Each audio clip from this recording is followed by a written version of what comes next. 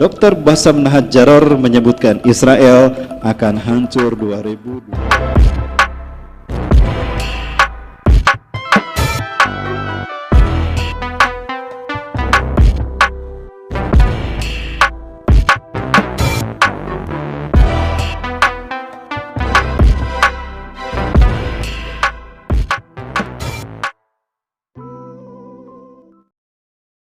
Maka Al-Quds akan jatuh ke tangan Israel. Yerusalem akan menjadi ibu kota Israel. Dan jika itu terjadi, maka Israel akan leluasa menghancurkan kiblat kita yang pertama, Masjidil Aqsa. Ini akan memicu marahnya umat Islam. Di saat itulah Allah akan memberikan hukuman kepada Israel. Kapan? Nah, ketika perang melawan Persia, Iran. Ini berarti kita perang melawan Rusia, karena Rusia dia membantu Persia, Iran, dan juga perang melawan Israel. Dan Dr. Bassam Nahjar menyebutkan Israel akan hancur 2022 berdasarkan beberapa asumsi. Saya butuh 2 jam untuk membahas ini. Ya, nantikan saja di episode yang akan datang. Ya, biar Mas Roni nanti yang menjadi sutradaranya, insya Allah. Ya, insya Allah silakan. Oh ini dari 22. Ya, jika Israel hancur berarti Persia dan Rusia pun kemungkinan besar hancur. Nah, ini perang Armageddon. Tidak terbayang bagaimana nuklir berseliweran. Nah, tapi ini baru pertama. Kenapa? Karena setelah itu akan perang lagi. Nah, ketika perang melawan ini, Amerika punya dendam kesumat pada Rusia, kan? Dan Amerika pun sebetulnya sudah capek menjadi budaknya Israel. Maka Amerika bersekutu dengan mana? Dengan umat Islam Arab, ya, Bapak Ibu, dengan umat Islam Arab. Tapi sebelumnya coba Bapak Ibu coba lihat pertemuan utusan Amerika Serikat dengan petinggi Taliban. Nah, ini yang pernah datang ke Indonesia, yang pernah makan-makan bersama Pak Yusuf Kalla dan Pak Anies Baswedan, ya. Cuma saya tidak diundang. Padahal saya pengagum Taliban juga, ya. Ya. Baik. Nah, ini menyerahkan, Amerika secara resmi menyerahkan Afghanistan pada Taliban dan menyatakan akan menarik mundur semua pasukan Amerika. Artinya ini merupakan isyarat dari kemunculan pasukan pembawa panji hitam, pasukan kedua dari 3 pasukan Imam Mahdi. Ya. Dan mereka inilah yang akan menjadi pengawal pertama Imam Mahdi ketika pembaiatannya pertama. Nah, nanti kalau ada umroh, Bapak Ibu sekalian, melihat ada banyak orang Taliban umroh, hati-hati, jangan-jangan Imam Mahdi sudah ada. Kalau sudah ada, buru-buru nikah, buru-buru kawin. Alhamdulillah. Mau lagi, Pak? Oh, belum? Insya Allah, alhamdulillah. Saya ikutan, Pak. Istri saya nggak dengar. Baik. Dan ini merupakan sebuah fakta yang dilupakan, bahwa ternyata Palestina pun sudah lama menyerukan untuk ganti presiden. Ya, Mahmud Abbas ini sudah tidak lagi dipercaya oleh kaum muslimin Palestina. Nah, ini apakah akan memicu terjadinya konflik di wilayah West Bank Palestina? Hal ini akan menguatkan posisi Hamas di Gaza Strip, di jalur Gaza, yang ada kemungkinan nanti Palestina akan jatuh kepada kaum muslimin, dan ini akan memicu perang Palestina Israel dalam skala yang lebih besar. Ya, wallahu a'lam bishawab. Kemudian lupakah kita kalau Rasulullah juga pernah menyebutkan di sela-sela perang ini, sebelum kita memerangi Rom, itu ada perang melawan Hindi. Di antara tanda akhir zaman adalah kita umat Islam akan berperang melawan Hindi.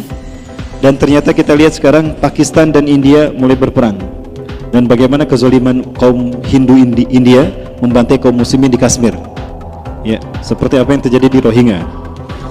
Pesawat-pesawat tempur India ataupun dari Pakistan saling balas-membalas untuk melakukan upaya penghancuran. Pakistan pun sudah jelas menegaskan bahwa Kashmir tidak akan pernah dilepaskan dari Pakistan. Kashmir adalah bagian dari Pakistan. Ini pinter Inggris ketika membagi dua India, wilayah Muslim menjadi Pakistan, diserahkan kepada Ziaul Haq, dan yang India diserahkan kepada Sri Pandit Jawaharlal Nehru. Ya, Sri Pandit Jawaharlal Nehru. Itu Inggris yang menengahinya. Ya, tapi Kashmir dijadikan buffer. Ke India tidak dimasukkan, ke Kashmir ke Pakistan tidak dimasukkan. Jadi dibikin sebagai buffer nanti agar menjadi alat untuk mengadu domba keduanya, dan ini berhasil. Seperti antara Iran dengan Irak, ada satu wilayah yang kemudian dijadikan buffer. Apa itu? Ajwaf. Dan itu sebetulnya muslim. Sekarang lihat bagaimana nasib kaum muslimin di Ajwaf, dibantai karena mereka muslim. Siapa yang membantainya? Iran. Nauzubillah. Maksudnya orang-orang Syiah. Setiap hari pasti aja ada yang digantung karena mereka tidak mau masuk Syiah. Ini jahatnya Syiah di Ajwaf. Silakan buka di Google Ajwaf. Daerah kalau tidak salah namanya Ajwaf. Nah, kemudian ada sakit hati dari kaum muslimin ketika Raja Muhammad bin Salman MBS ini berkunjung kemana? Ke Cina, dan sepakat dengan apa yang dilakukan oleh pemerintah Xi Jinping dalam memperlakukan muslim Cina Uighur terkait dengan kamp konsentrasi. Itu malah disetujui, dan ini membuat sakit hati kita umat Islam. Ya, pernah mendengar itu Bapak Ibu? Pernah kan? Nah, ini membuat sakit hati kaum muslimin. Ya, ini kita lupakan. Nah, ini yang saya maksudkan. Raja Salman ingin dunia lawan Iran bersama-sama. Ya. Kemudian Raja Salman menyerukan pada negara-negara Arab untuk bergabung bersama Arab Saudi membantu menyerang Iran. Disambut oleh Amerika Serikat. Amerika Serikat menyatakan akan membantu Arab Saudi untuk membantu perang melawan Iran, dan meminta agar NATO pun bergabung bersama Arab memerangi Persia Iran. Subhanallah. Rasulullah mengatakan kalian akan bergabung dengan Bani Rum. Ya. Tashtarikuna birrum tuqatiluna aduwwan min waraikum. Kalian akan bergabung dengan Rum memerangi musuh di belakang kalian. Siapa musuh di belakang kalian? Nah, ini Bapak. Wa takhuduna hilman taman ma'hum, dan kalian akan mengambil perjanjian yang sempurna dengan Barat untuk bersama-sama memerangi mereka. Perang melawan Iran berarti juga perang melawan Rusia dan Israel. Ini analisa saya pribadi. Mungkin berbeda, silakan Bapak Ibu. Setelah Rom ini dan kaum muslimin betul berhasil menghancurkan Persia dan sekutu-sekutunya. Salah satunya adalah Rusia, ya, bukan hanya Israel, Bapak Ibu sekalian. Rom khianat kepada pasukan umat Islam, pasukan Arab. Diangkat salibnya. Salib menang, salib menang, salib menang. Kata siapa salib menang? Didorong, jatuh, mati. Yang mendorong ditangkap dan mati juga. Nah, disitulah berpisah antara Romawi dengan umat Islam. Ya, mereka kemudian membentuk persekutuan. Ya.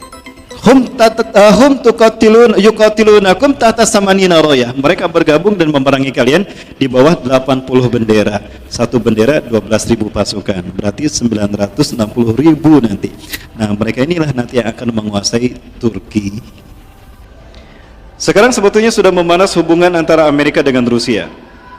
Artinya memang sudah mungkin juga akan terjadi perang, sehingga persekutuan Rusia, Iran, Israel ini tidak menutup kemungkinan akan terjalin ketika perang melawan Arab dan Amerika, juga NATO. Ya, Turki juga sama.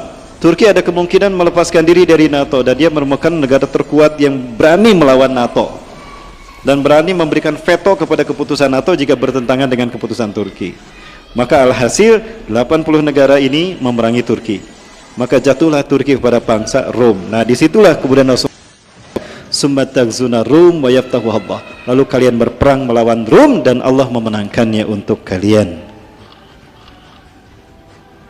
Ini balas-balasan antara Rusia dengan Amerika Serikat. Begitulah Donald Trump yang juga ikut campur dalam hal ini. Nah, Bapak Ibu yang dirahmati Allah, dalam konflik semacam itulah kemudian muncullah pasukan Panji Hitam dari bumi Khurasan, dan sekarang isyarat itu sepertinya sudah ada karena Taliban sudah kuat sekarang, ya. Nah, Rasulullah pernah menyatakan, "Yakhruju min Khurasan rayatun sud." Akan keluar pembawa Panji Hitam dari bumi Khurasan. La yarudduha syai'un. Tidak ada sesuatu pun yang bisa menghentikan kekuatan militernya, laju langkahnya. Hatta tunsaba bi Ilya, sampai Panji Hitam itu ditancapkan di Al-Quds. Ilya itu artinya Al-Quds, Palestina. Rasulullah mengatakan pada Abdullah bin Hawalah al-Azdi setelah perang melawan Bani Mustalik, "Hei Abdullah, ya Ibn Hawalah, jika engkau melihat panji hitam berkibar di bumi Al-Quds atau di pelatarannya, maka yakinilah kiamat lebih dekat kepadamu ketimbang kepala dan pundak."